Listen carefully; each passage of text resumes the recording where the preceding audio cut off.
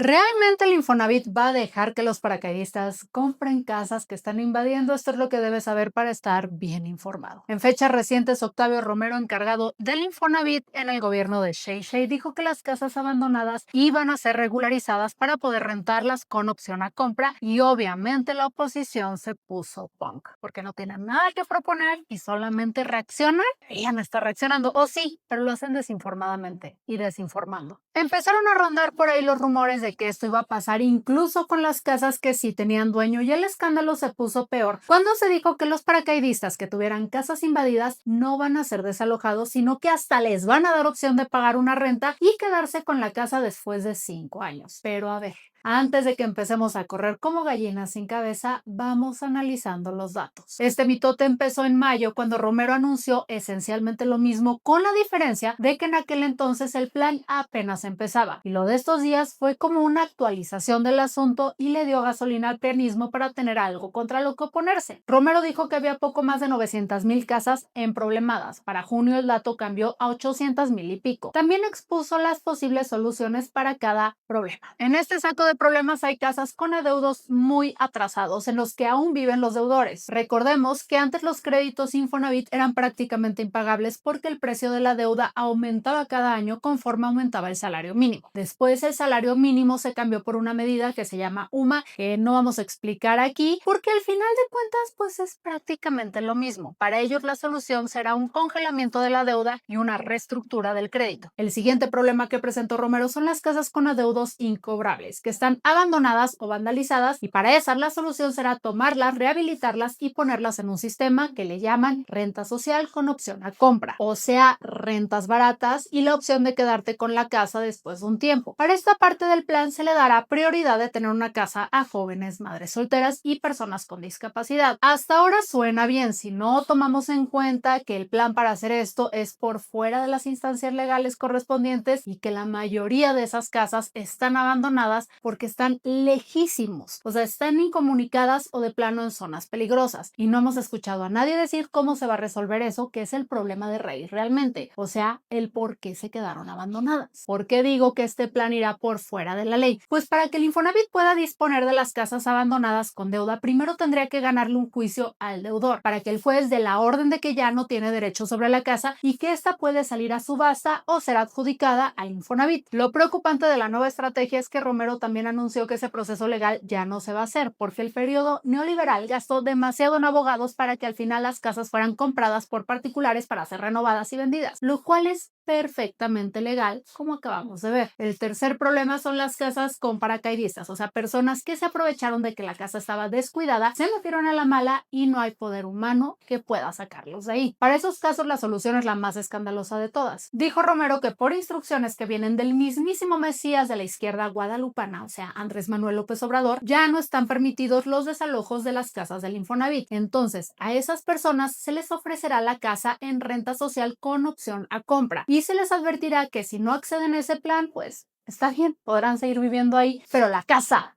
nunca será suya. Entonces, imagínate que tienes un crédito del Infonavit y por una cosa u otra tuviste que dejar de vivir en esa casa y dejar de pagarla, y luego ya tienes para seguir pagando, pero cuando regresas a ver cómo está la propiedad resulta que está invadida, y no solo eso, con autorización del gobierno. Para ellos la solución que ofrece el segundo piso de la 4T es: te congelamos y reestructuramos el crédito, pero como AMLO prohibió los desalojos, en el proceso vemos cómo le hacemos para conseguirte una casa en reposición. Háganme el chingado favor porque no sabes ni dónde va a estar esa pinche casa o en qué condiciones. Y todo eso, claro que puso histéricas a algunas personas, que si van a empezar a expropiar casas, que si pinta tu casa para que el Infonavit no la ataque, que si el final de la propiedad privada en México, que si va a venir el fantasma de Marx a jalarte las patas. Es bien importante aclarar que parte del anuncio que hizo el equipo del Infonavit también fue que si algunas de esas casas resultan con juicio abierto o denuncia por despojo, estos procesos se respetarán y las autoridades correspondientes tendrán que seguirlos hasta su final. Justo para eso están haciendo un censo en cada una de las 800,000 y pico casas para saber el estatus de cada finca y tomar solo aquellas que estén disponibles. Sobre eso también presentaron el dato de que el mentado censo apenas lleva un avance del 20%. Por otra parte, Shea dijo que la propiedad privada será respetada en todo momento porque es mandato constitucional. Esto, en teoría, quiere decir que si tienes tu casa del Infonavit completamente pagada y con escritura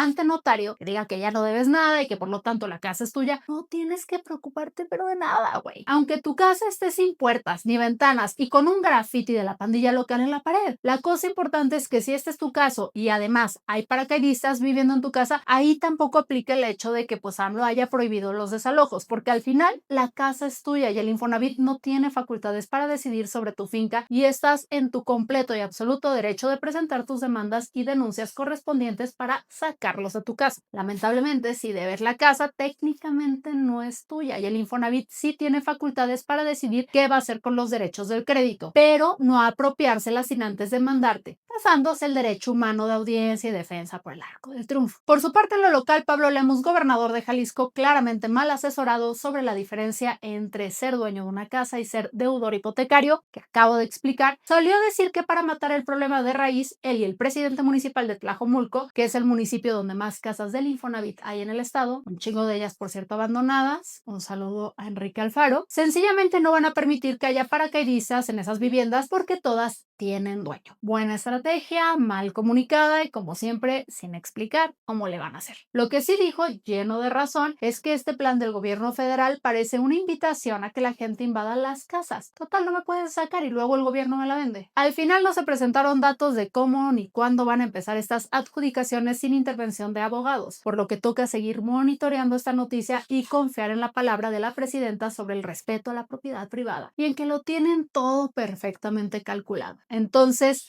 sí, todavía no hay necesidad de prender las antorchas, pero no es mala idea tenerlas ahí a la mano preparadas. Estoy hablando en sentido figurado, gente. No tengo planeado organizar una revolución armada. Es más, lo más cercano que tengo a una antorcha es una caja de cerillos en la cocina, aunque chequé las antorchas están bastante baratas en Amazon. Solo lo digo.